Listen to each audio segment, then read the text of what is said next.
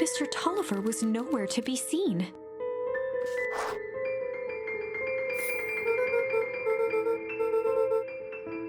Or maybe Gran knew everything. Luca's hungry stomach groaned. Not realizing it, he'd gone the entire day without eating.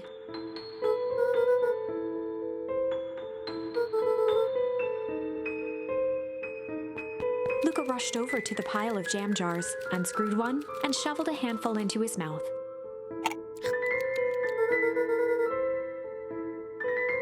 He flipped the lid to read the label.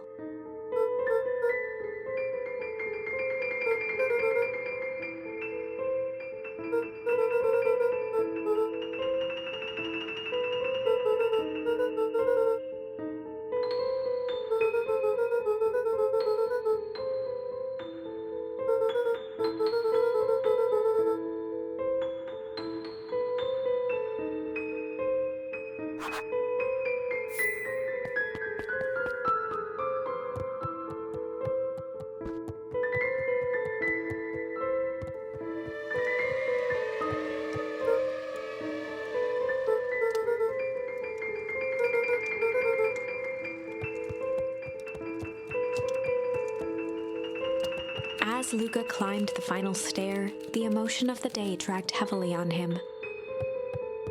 With each consecutive step, his legs weakened. His stride began to falter. He tried to grab for the railing to steady himself. Something was wrong.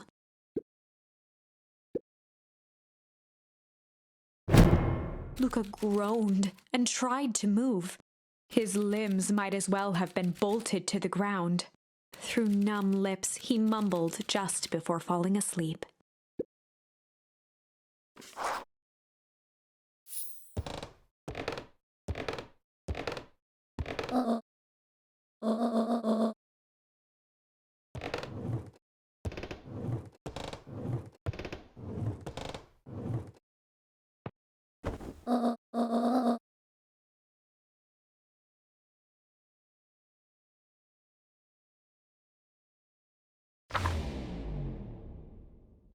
Chapter 9.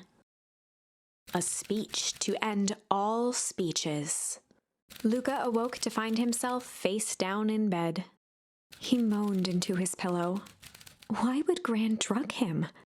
Or rather, why was she trying to drug Mr. Nuncreed?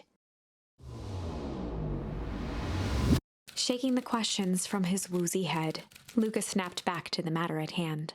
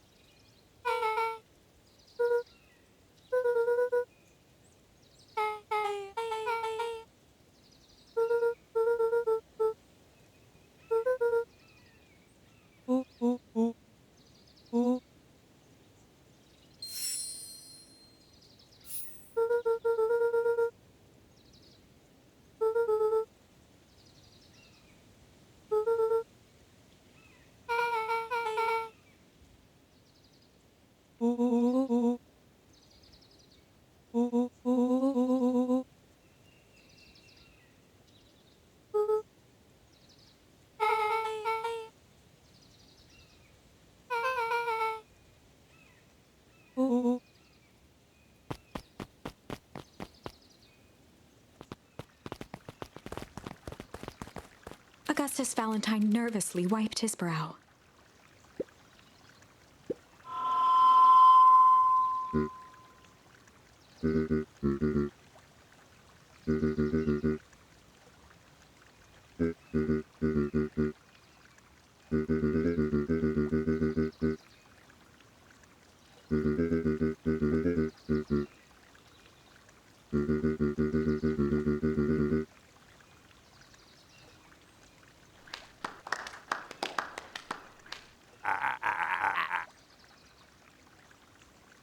Gus cleared his throat and awkwardly loosened his tie. William Kerr bounded on the stage with the energy of a preacher at a big tent revival. He gave Gus a hearty slap on the back and motioned him off the stage.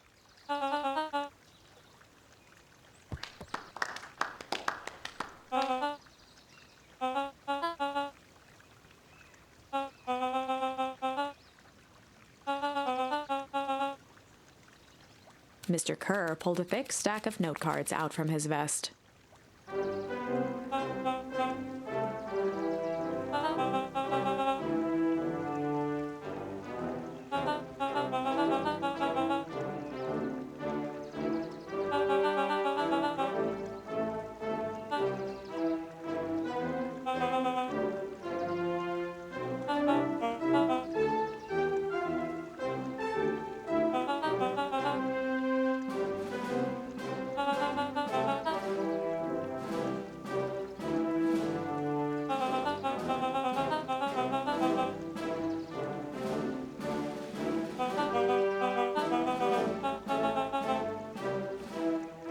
Mr. Kerr took a moment to survey the crowd. He wiped away a single tear.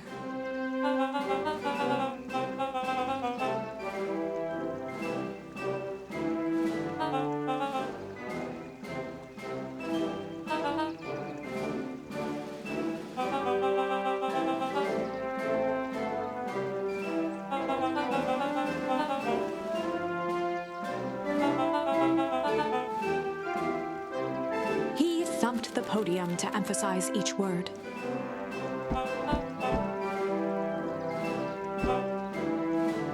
Mr. Kerr nodded confidently, biting his lip. The crowd was silent, in rapt attention.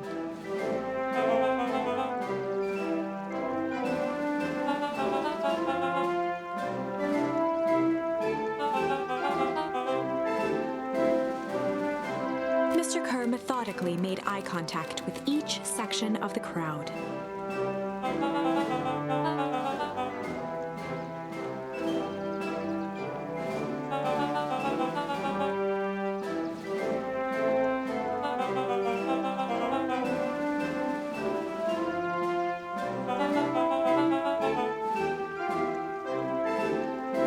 His voice began to build to a crescendo.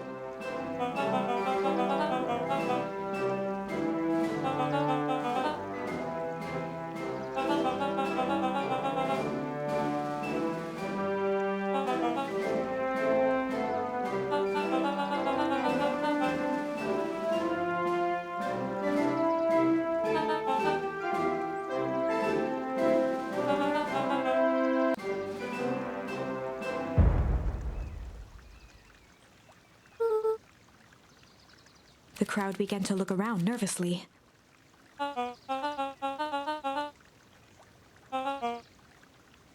Mr. Kerr quickly flicked through his note cards.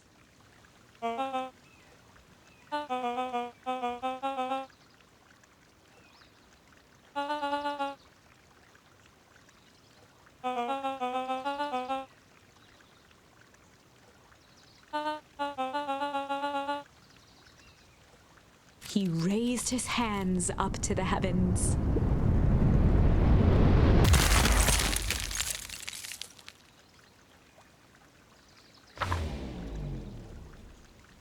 At that moment, a merciless wall of impossibly cold air ripped through the crowd, instantly freezing everyone and everything it touched. For a man like William Kerr, this was a fitting way for things to end. On a stage, with an entire town frozen in rapt attention for the rest of time. The end. There's that ice again! Whenever I think we're getting close, it comes along and ruins everything! Maybe we should just quit? Maybe you should just close the book, walk away, and never think of me again! No, I don't mean that. We got a little closer this time. We just need to try again. Please.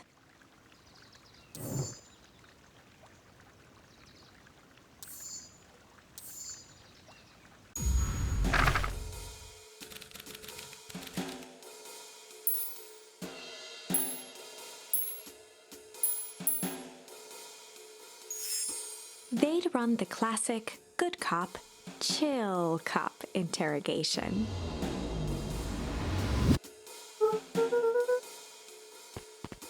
Luca walked calmly to the light switch, flicking it off and on a few times.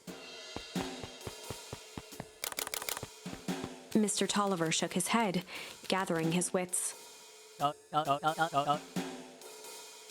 He looked over to find Luca, who returned a calming grin.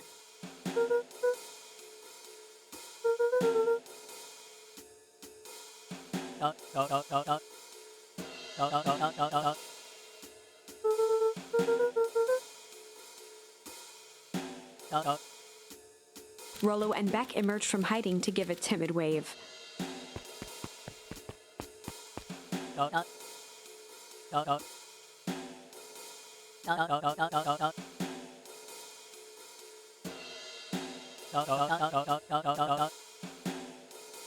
Luca glanced over to Rollo and Beck, who replied with skeptical looks.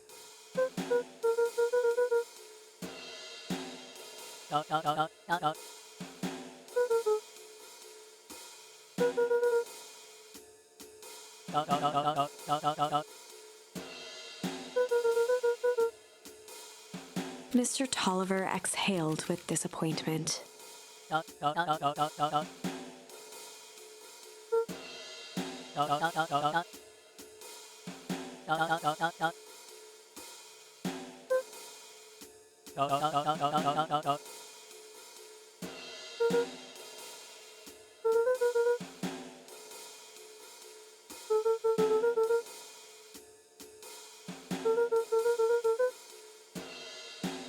Luca gestured to the corner.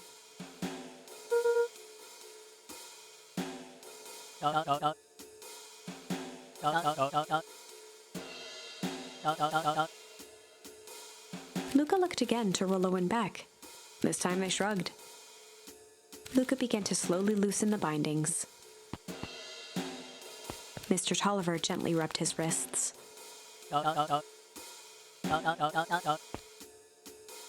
He edged imperceptibly toward the stairs as he spoke.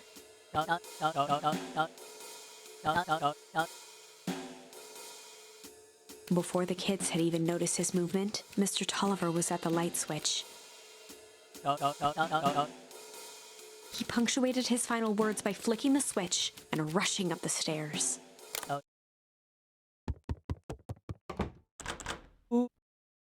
Beck darted to the wall and turned back on the lights. It was too late. Rollo confirmed what they all heard. Mr. Tolliver's muffled voice came from behind the door.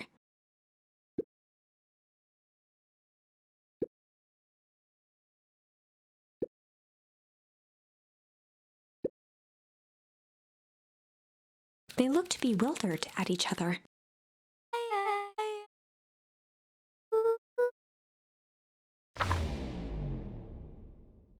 They heard the staccato thump of quick steps exiting the house. The kids looked down in resignation. This isn't how it goes in Hank Atomic. For some reason, they'd always assumed it was up to them to save their town. Luca opened his mouth, hoping to conjure some magical words to make this right. Only a hollow croak escaped. The end. Well, we certainly aren't going to find a grand resolution to our tale locked in a basement. Back to the drawing board.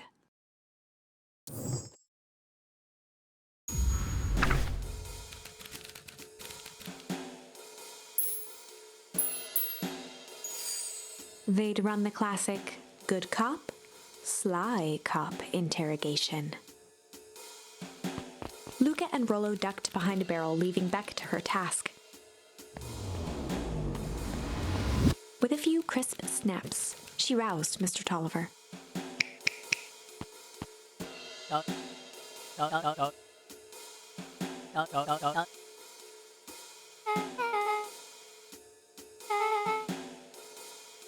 Mr. Tolliver looked down and shifted a bit, testing his restraints.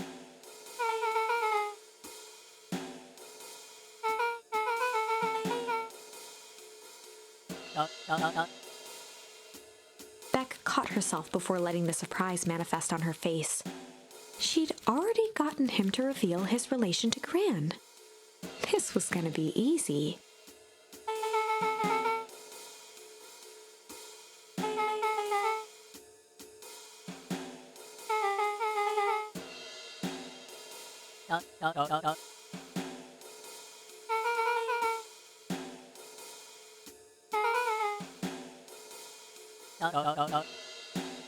Mr. Tolliver wriggled a bit in his restraints. Beck quickly removed the ropes.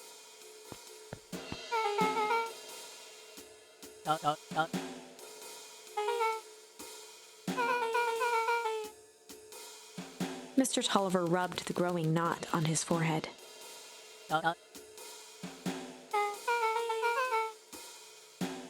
Beck twirled her hand, as if to prompt Mr. Tolliver to finish her thought.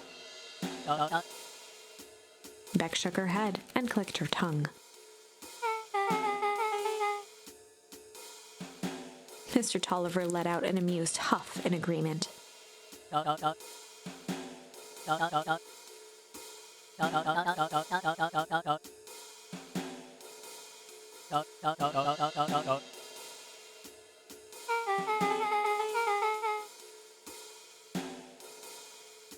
Beck was on a roll now, playing Mr. Tolliver like a fiddle.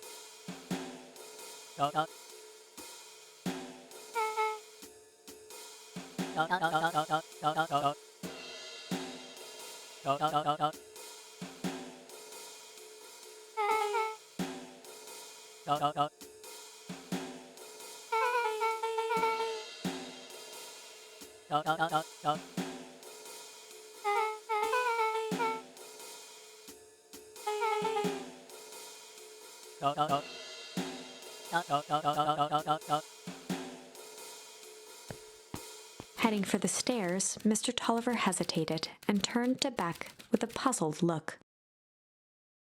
She grinned and gave him a peppy wave. With a shrug, he continued up the stairs, whistling a jaunty tune.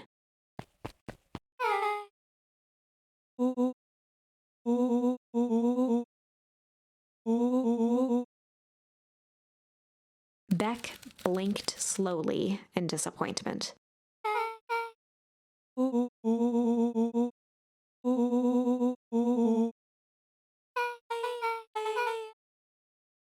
She turned to the table and began tearing small scraps of paper.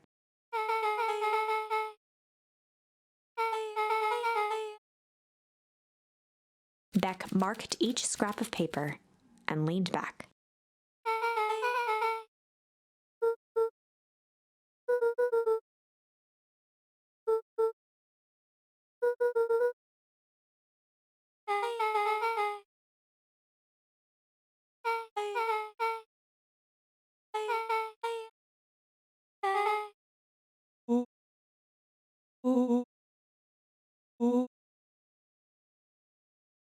Luca and Beck looked at Rollo with amazement.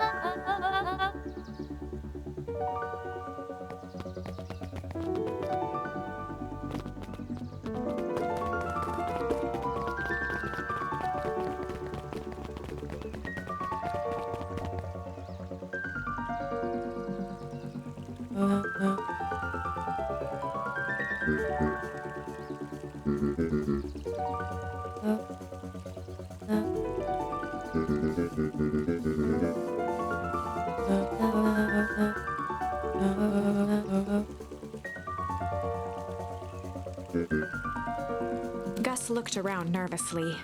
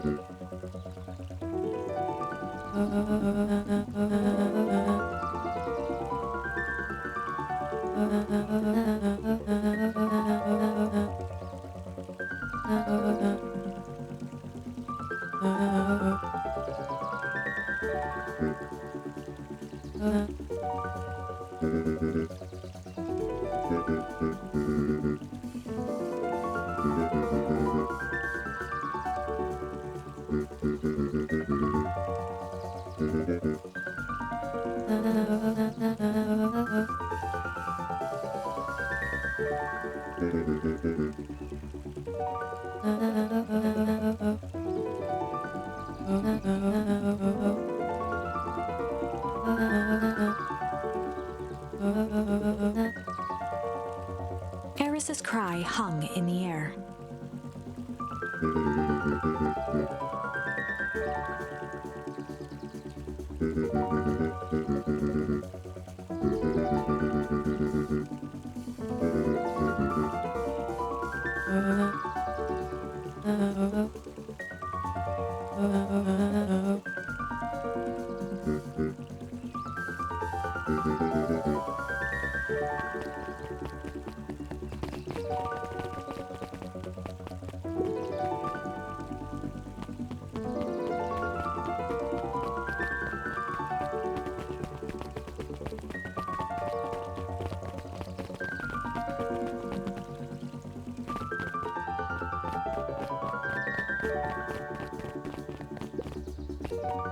Solomon stood proudly at the entrance to the drugstore, holding a brown bag overflowing with black licorice.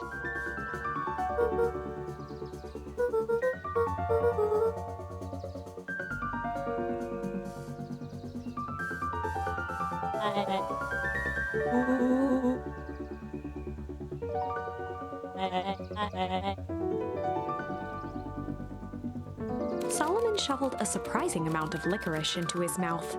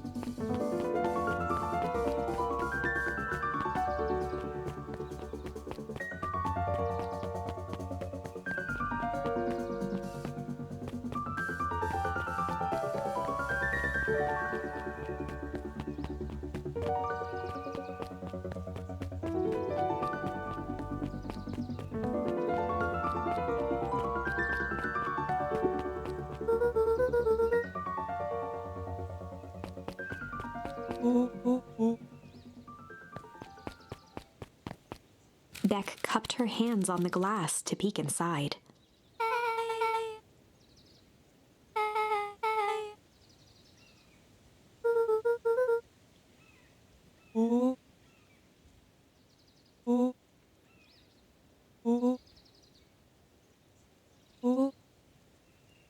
Beck flung open the door, and they all squeezed in.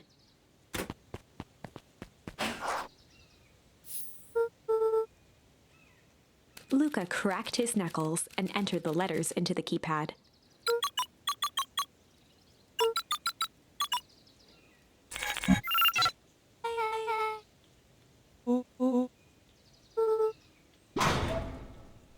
The inside inside of the phone booth dropped loose from its shell. Without even the space to panic, they closed their eyes, held their breath, and accepted their fate. Suddenly, the chaotic descent slowed to an effortless landing. It was unclear where they ended up, but at least it was solid ground. The air was stagnant and smelled vaguely of chlorine.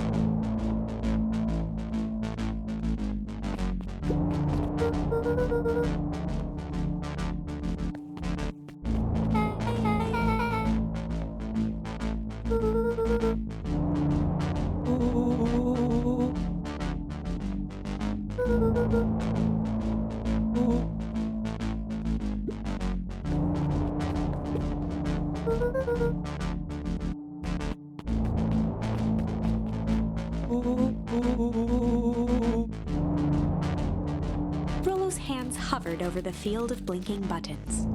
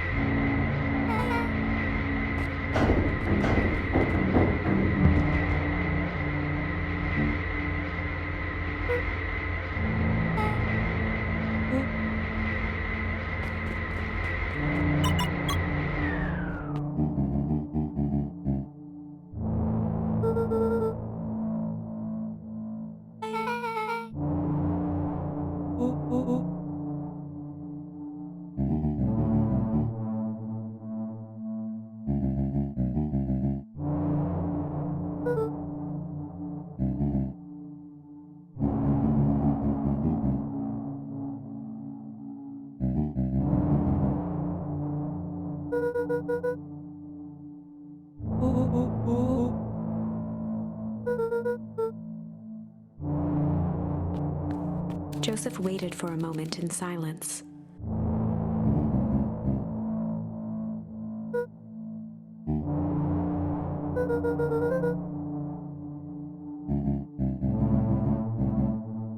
He gestured toward the strange tubes.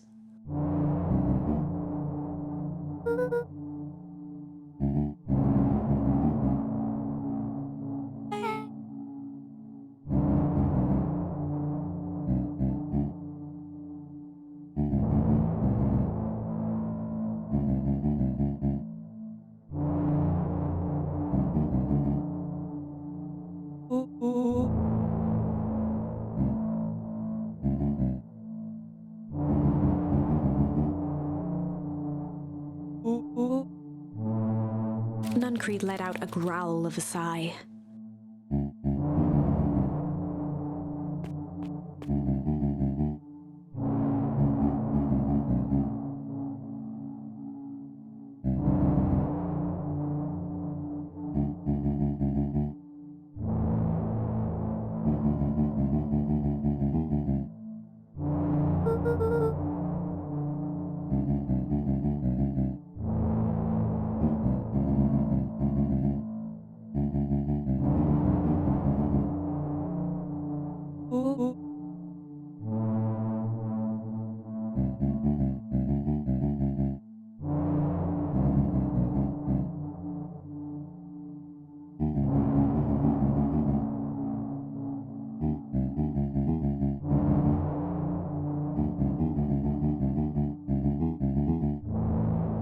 He shook his head wistfully.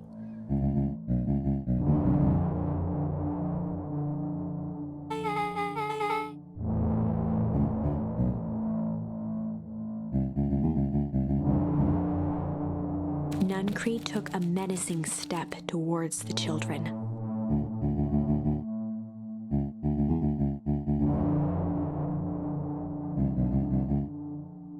Luca began to laugh.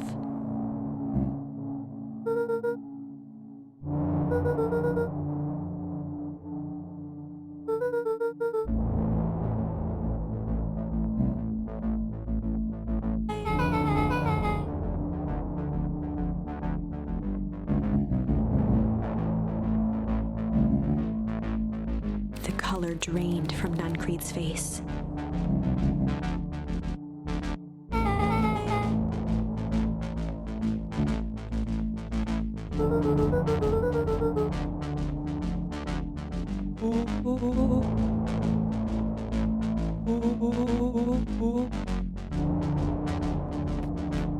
Nuncreed grabbed Luca by the shoulders.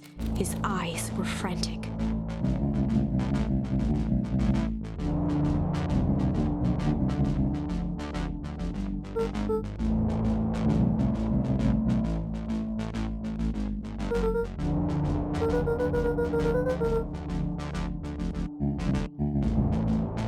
A jolt of realization struck Mr. Nuncreed.